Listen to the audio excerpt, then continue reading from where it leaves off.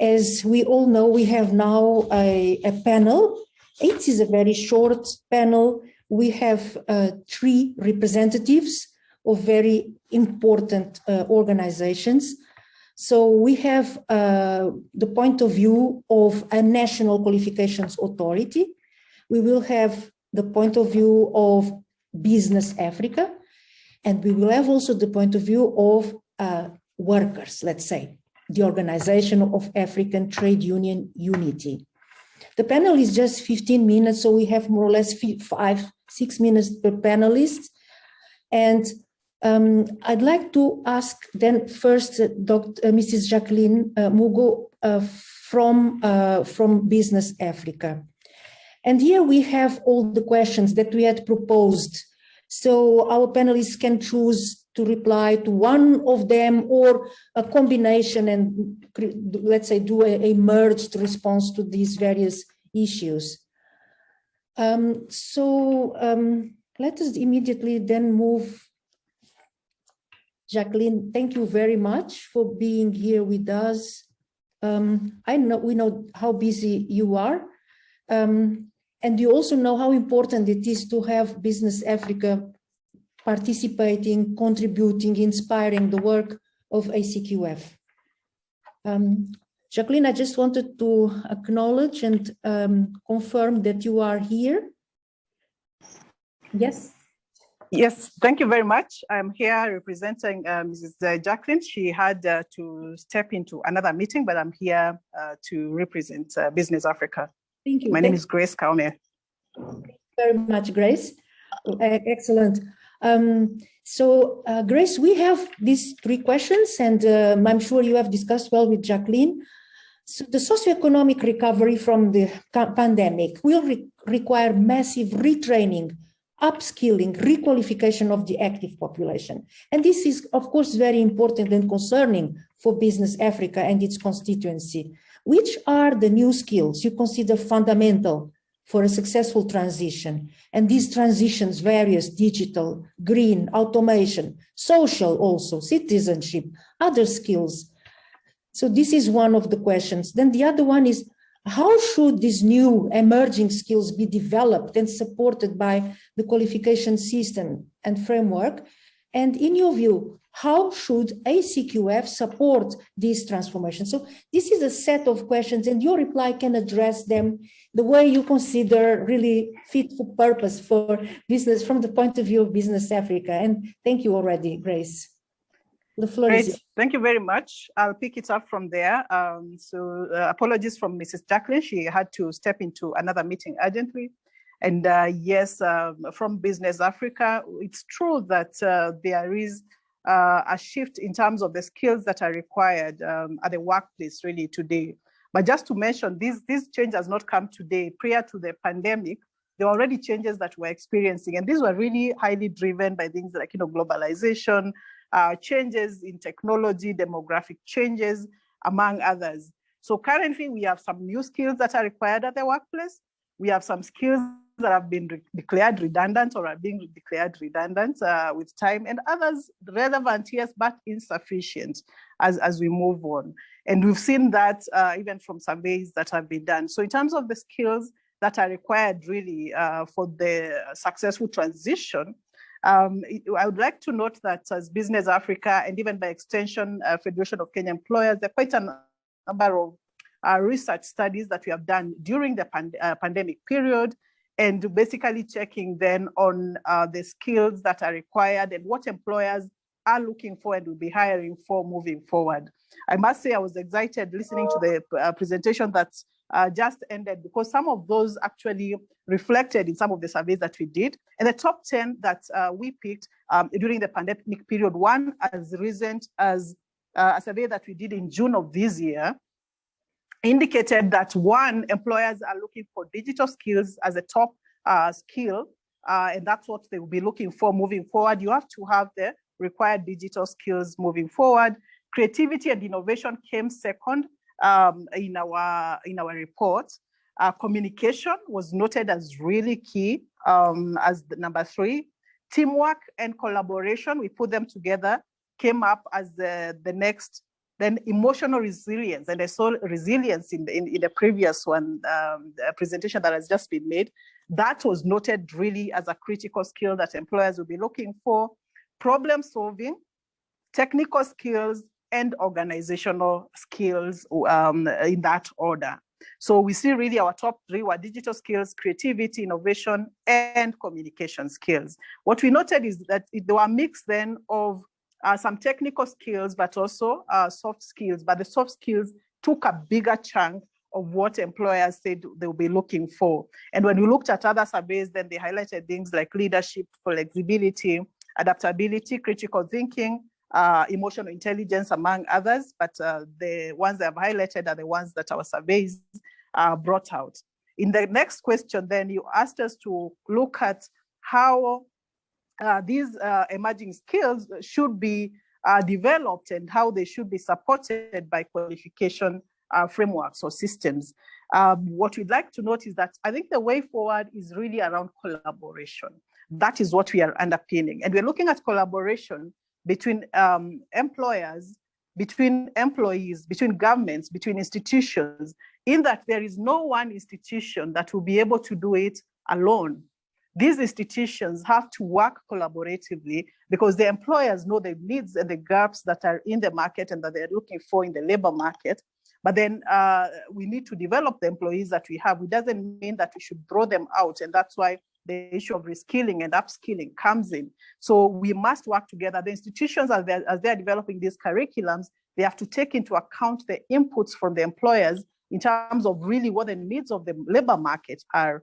So our biggest recommendation then really on how to work to really address these issues is on the issue of collaboration and partnerships with the relevant key stakeholders, including employers and other sector, labor sector players.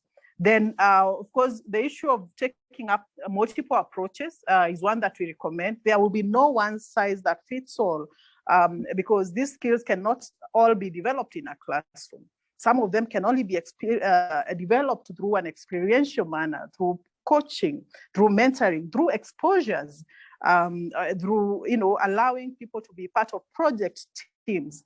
So really a multiple approach to development of skills, look at what works for what type of skills, where possible employers can have, yes, specific initiatives to develop specific skills, but they have to approach it from a very multiple approach perspective, including looking at blended, what in person, what face-to-face, what online, what hybrid works in that case.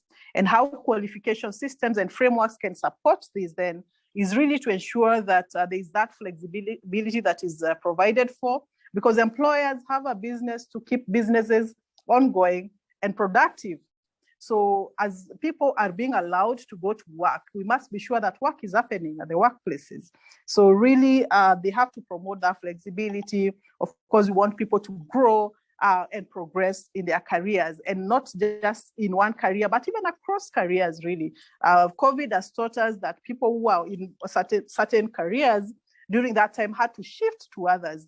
So then how do we ensure that then there's that cross-functional growth horizontally and vertically? And that's what we are hoping qualification frameworks will do, promote lifelong learning, which has been extensively talked about here, in that even when people retire, even when people get out of employment, they will still have the skills to take them forward to the next level. I'll take on the last question there, which is asking us then to address, in our view, how ACQF can support this transformation.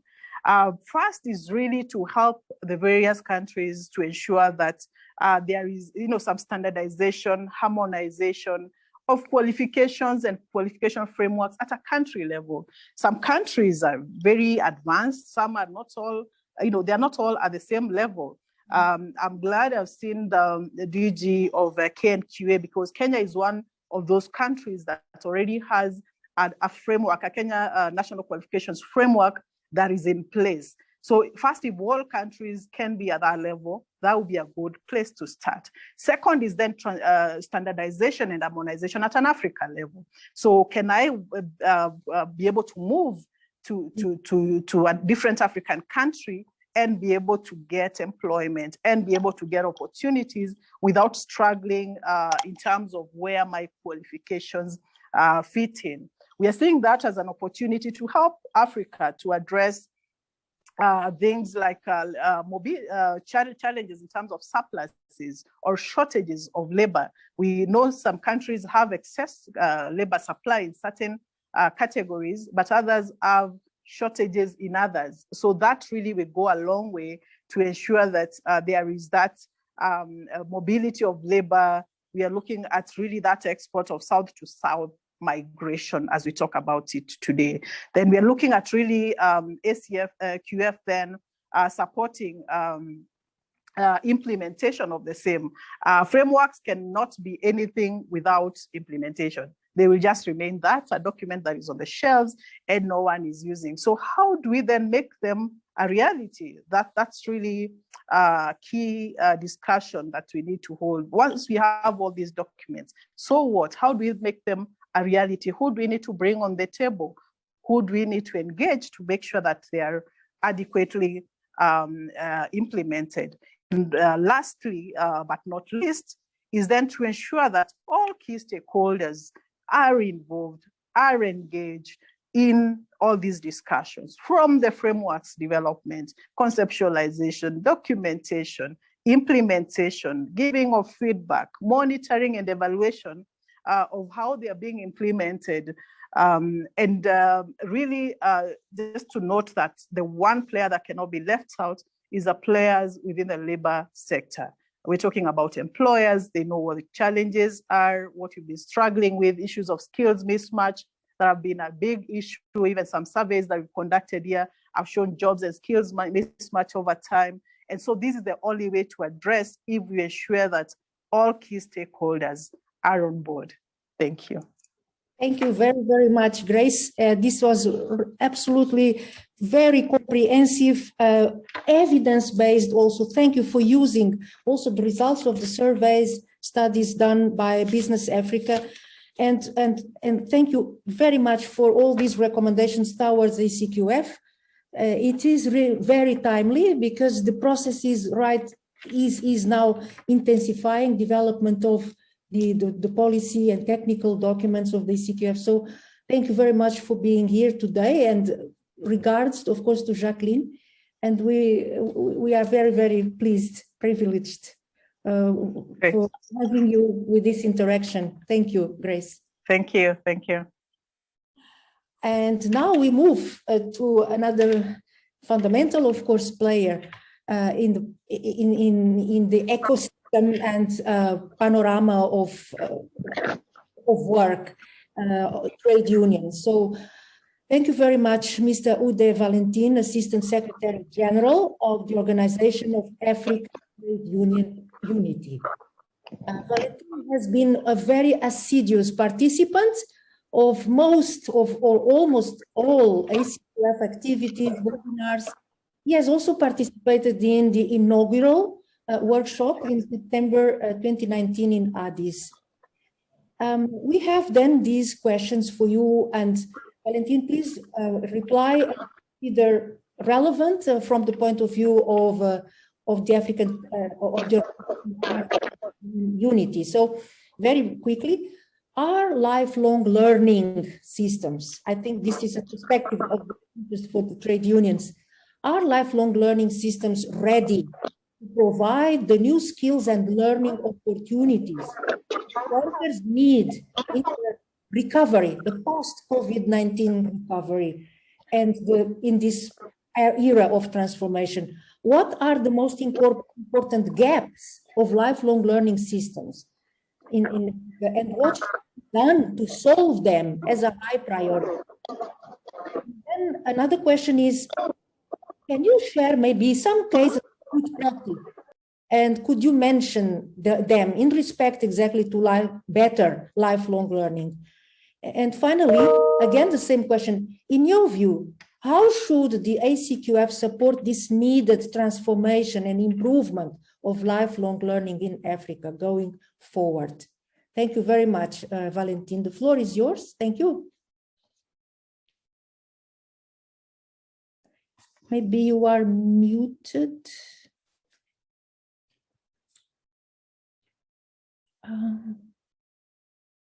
We don't hear you. Maybe you are muted. Hello, can you hear me? Yes, yes, very well. Thank you.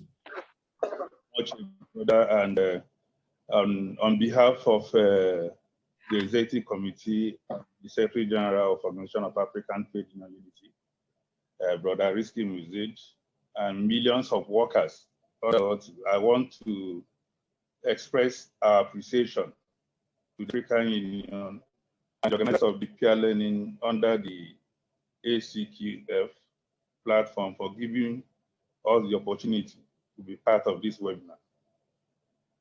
So far, the program has been quite enriching with so many experiences shared from national, regional, and global perspective.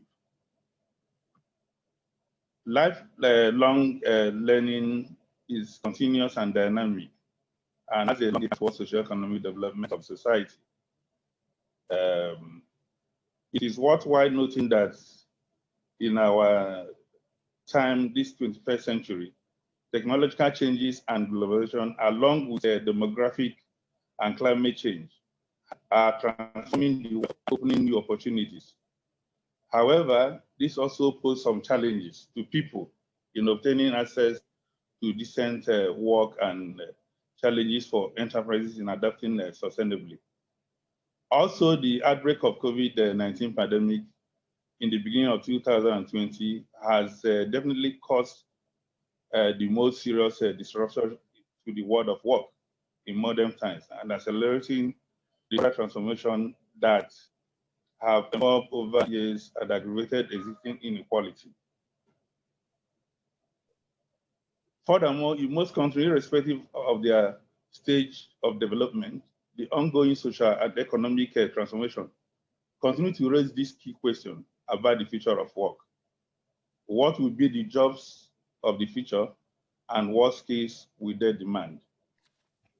It is an undeniable fact that today in the world of work, skills mismatch are growing challenges in today's labor markets, with many consequences for workers, businesses, and the future of work.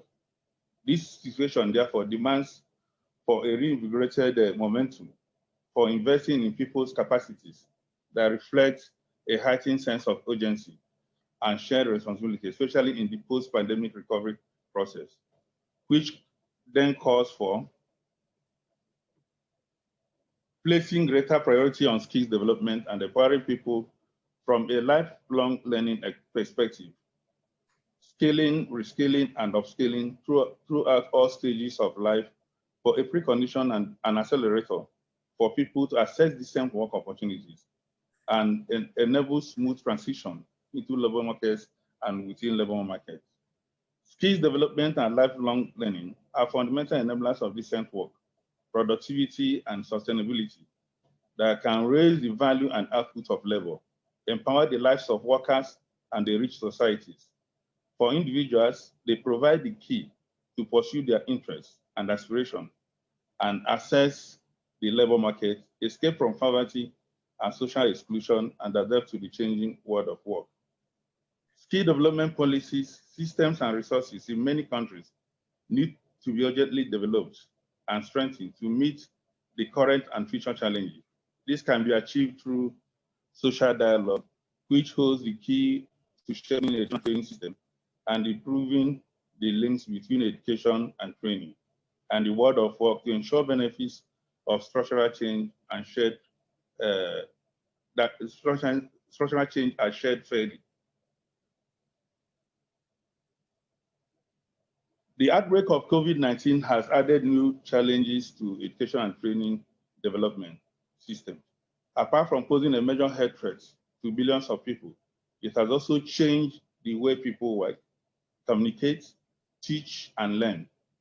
Businesses across a range of economic sectors, especially small enterprises, have faced catastrophic losses that threaten their operations and solvency. According to the International Labour Organization ILO report,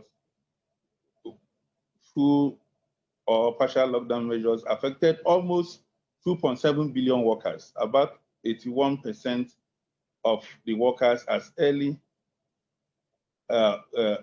of early 2021, making them vulnerable to income loss and layoffs. Businesses have had to adapt to remote working or find solutions to compensate closures, while workers who lost jobs in certain sectors have had to find alternative employment. Women who bore the brunt of unpaid care work have lost jobs at higher rates than men, reversing recent gender equality gains. In the education and training sector as well, teachers and trainers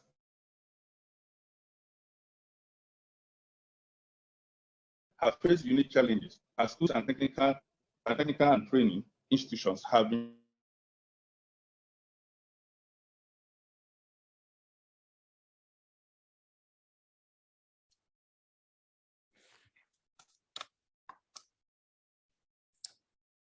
We have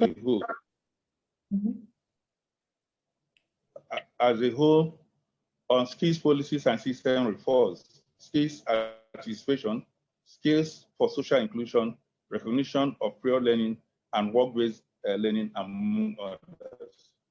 Also is investing in skills and reshaping education and training, which includes investing in the capacity of teachers and trainers by leveraging digital technologies and innovative methods while supporting the rise and improved working conditions of teachers and trainers, are seen as a critical element of recovery measures across the world. Thank you. For developing countries, the relevance of lifelong education is indeed an extremely important issue. This is the national or continental to have a population that is as highly educated and knowledgeable as possible, and developing a population which has the capacity and the will to adapt to global change trends. What then needs to be done is for raising a threshold of skills, as well as more frequent changes in the nature of skills required, especially in the area of advancement in information communication technologies, ICTs. It's also important to note that lifelong learning core values of learning provide one with the ability of exploring and serving coupled with benefits for the mind, body, and spirit, and this development makes it an incredible, powerful tool for personal transformation and enhancement. Lifelong learning plays a major role in development. It is now widely admitted that growth will not reduce poverty unless poor people, especially in general, are able to actively participate in it. Education provides one with the knowledge and information, which in turn brings about desirable changes in the way one thinks, feels, and acts. It contributes very effectively to the realization of one's potential. Therefore, education is considered as a social instrument that largely helps in developing human resources and for human capital formation. The second question is, what are the most important gaps of lifelong systems, and what should be done to solve them with the needed priority? Although education and training may have economic benefits for individuals, it is recognized that economic incentives alone are not necessarily sufficient to motivate people to engage in education and training. A range of motivational barriers needs to be identified and addressed in order for some people to participate in education and training. While some of the challenges are economic and can be overcome with financial assistance, many people are deterred from engaging in education and training by social and personal factors. Turning to a lack of motivation, time, and inadequate resources can interfere with an individual's success as an independent adult learner. This is according to Odura Mensah and Bini in 2014. Some other problems, such as lack of awareness of knowledge deficit, personal reluctance to change, ambivalence, and group mentality, can also be significant challenges challenges to positive educational changes as cited in Collins 2018. The delay in the supply of syllabus and textbooks for smooth takeoff of lifelong learning program and inadequate preparation and training of teachers to implement the educational reform could also be some of the hurdles. Inadequate classrooms and lack of both science and computer laboratories in some deprived schools or communities could be some of the barriers to the smooth path to a learning and knowledge practice.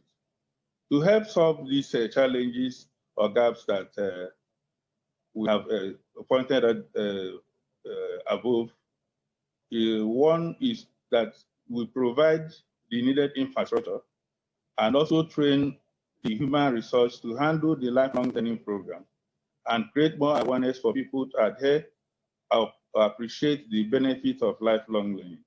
It's also to develop employable skills, which must be taught, and efforts must also be made for learners to develop a positive attitude, commitment, enjoyment, and motivation towards learning. But no one will engage in processes during their life for goals and objectives that they do not like.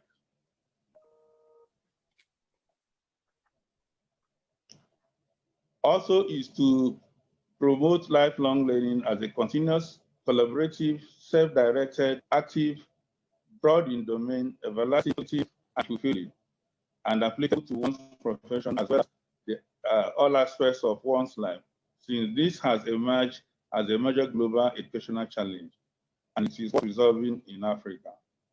Also empower institutions and organizers, both governmental and private, because it will help to impact positively on national development. Then the other question is any case of good practice that could be mentioned in respect of better life learning, which are people or worker centered.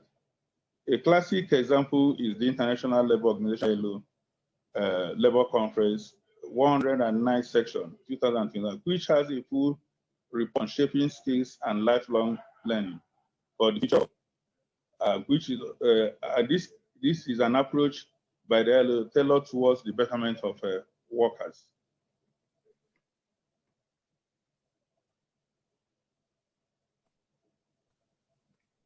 And again, it's a question, in my view, how should AU, African Continental Qualification Framework, support this needed transformation of lifelong learning? Support the transformation of lifelong learning by one, for funding, designing policy framework for the continent by engaging all stakeholders, and also ensuring rapid infrastructure development, providing expertise for each constituents, and piloting the framework and later replicating it for the rest of the continent, which is already happening now, and modeling it on the ILO's Decent Work Country Program or the African Peer Review Mechanism approach, and also putting in place monitoring and evaluation mechanism. In conclusion, it was that when lifelong learning is appropriately processed, it will result in economic growth, reduction of poverty, consolidation of democracy, and in harnessing of the opportunities provided by globalization, not only in African countries, but the world at large. Furthermore, lifelong learning empowers individuals because it opens avenues of communication that would otherwise be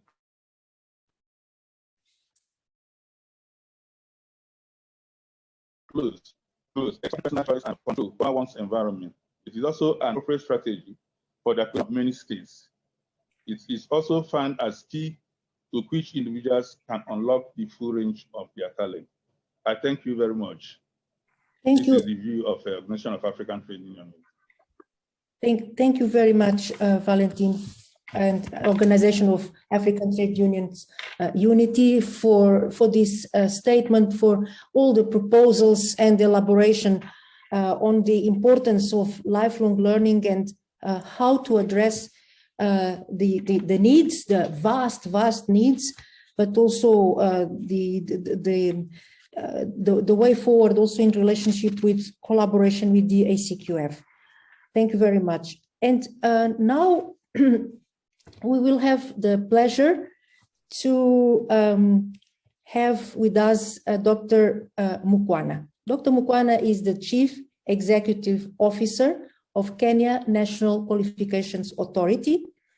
And he has now listened and, let's say, taken stock of all the proposals coming from employers from one side, workers, trade unions from the other side.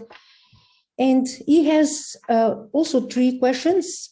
Please, Dr. Mukwana, we would like then to ask you to share with us your views on what is driving change in learning and qualifications from your perspective of National Qualifications Authority, and how to keep pace and keep this transformation in a way somehow coherent. And what should be the role of national qualifications frameworks in this context of transformation and very fast change? And finally, how can actually the national qualifications frameworks benefit from this change and at the same time support change? Dr. Mukwana, we are then very pleased to listen to your statement, to your suggestions about these various issues. Thank you very much, Eduarda, and my colleagues Uda and Grace on behalf of Jacqueline. I am happy addressing you from Nairobi, courtesy of this new way of doing business. And I think therein lies the solution to some of the questions that we have. As I can see, Ude has widely talked about the issue of the COVID pandemic, and Chris, of course, did indicate the fact that we need to be living in a changing environment. So what I would like to say is, if we step back a little bit, 2 years ago, this meeting, we would be sitting in a conference in Johannesburg or somewhere in Abuja, and we will all be making very nice presentations and meeting and talking and exchanging not just smiles, but also information. Learning, our classrooms were full and very lively discussions, teachers giving students takeaway examinations and so on. Today, that world has changed. So I would say that in summary, I would like to say that because of the COVID pandemic, and also the technology is changing. So even before the COVID came, there was a lot of change on the technology side. We've had a lot of issues of robotics, artificial intelligence, and the lifestyles of people is also changing. So you can see that culturally, people are having they want to multitask, they want to do many things. Sitting in a classroom has been already a problem, even without the pandemic. So I would say that those 3 drivers, the pandemic, the technology, and our changing lifestyles, have contributed immensely to the way we are changing, we are seeing teaching and learning. And so we can no longer really fill up a classroom, we can no longer fill up a conference room. And because of this, the tools and methods of learning and teaching are also changing. And from a perspective of national qualification authorities, where we are looking at quality, because Chris was talking about, we want a qualification that is the same standard, that can migrate from one country to another, and we should all be able to say this qualification, we know it. But now the challenge is, if this qualification is being delivered in a very diverse way. Previously, qualifications were delivered in a uniform way. We all sat in a classroom, practical class, field visit. Now we are all at different levels. Some people have internet, some people don't have it. Some people have technology to teach online, some people don't have it. And so the question from a qualification point of view is, as Africa, we would like a qualification that is the same or that looks the same. And when you cross the borders, it remains the same, or it is equivalent to the one that is being offered there. And so because many of us and different countries have invested differently in this technology and the way we are migrating, we are all migrating. If I look at the the antelope migration from Tanzania, what we call the great migration, not all the antelopes are migrating at the same speed. So some are ahead of others. And so the problem with that is then the question to ask is, will then the qualifications that we have in Kenya, in Zimbabwe, in South Africa, in Malawi, will they be the same? It's because we all have different resources. And so that is a question. So as we move to the new normal, different countries have different capacities to migrate and to adopt to this new change. And therefore that affects the quality and the comparability of those qualifications, and even the transparency with which we want to give them.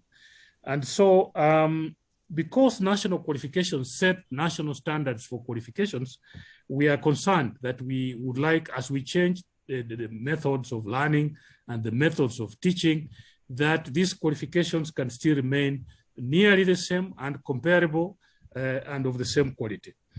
The other issue that I want to say is that beyond this change of technology, there has to be a change of the mindset. Because I talk to universities and I talk to TVET trainers, and I meet a lot of trainers and I meet a lot of learners that have not quite embraced this new way of doing business. So they still think that we are learning online for a short while, as long as Corona is here, and then we'll go back to our business as usual. I don't think that we will. So part of the challenge that we have, members, is that as we invest in technology and as we invest in new ways of teaching and learning, we must also invest in changing the mindset of both the learners and the teachers, the parents, even the employers, because there are some employers, and I'm happy that Chris is here. There are employers that think that online acquired qualifications are inferior to those that are done in a class. So we will need a massive investment in how people take in these changes, so that both at the teacher level, at the learners level, at the parents level, at the employers level, and the society in general, and so on. And because we all need new skills, as Grace has said, and Ude has said, so that we can produce more. So if we think about it, we all have the same goals. We need new skills. We need to take on new roles because of the pandemic and other changing circumstances. We need to work in different ways and still produce the same results. And so technology then comes in, but then, as I've said, the way we perform, you can have new technology, but are we performing at 10%, 20%? Is it 100%? How do we move this forward, especially using issues of access to internet and also artificial intelligence? And so we have a number of people that have really, and so there is need as we move forward to keep monitoring and evaluating how we are adapting as a continent. As we look at maybe one of the things that we need to look at within the framework of ACQF is how do we monitor and evaluate adoption of new technology and the impact of this on the quality of our qualifications and the comparability of our qualifications, so that we, as much as we assume that we are all adapting to this new technology, we have different capacities, so monitoring and evaluation is important. And so as I conclude, I want to say that the learning is now being achieved through many, many modes of learning and many, many modes of teaching. Luckily, qualification frameworks provide the standard. It's like we have the compass, the ruler, that is enabling us to measure each of these qualifications using learning outcomes. Through label descriptors, we are able to provide a standard way of measuring the outcomes of our learning. And so we are concerned that what we are describing in label descriptors can be achieved regardless of which mode of learning and which mode of teaching, so that our qualifications can be comparable, they can be transparent, and they can also serve the changing needs of our employers and industry. I thank you, members. Thank you. Asante sana, Dr. Mukwana, for, as always, your very clear, forward-looking, and at the same time realistic as proposals and thinking.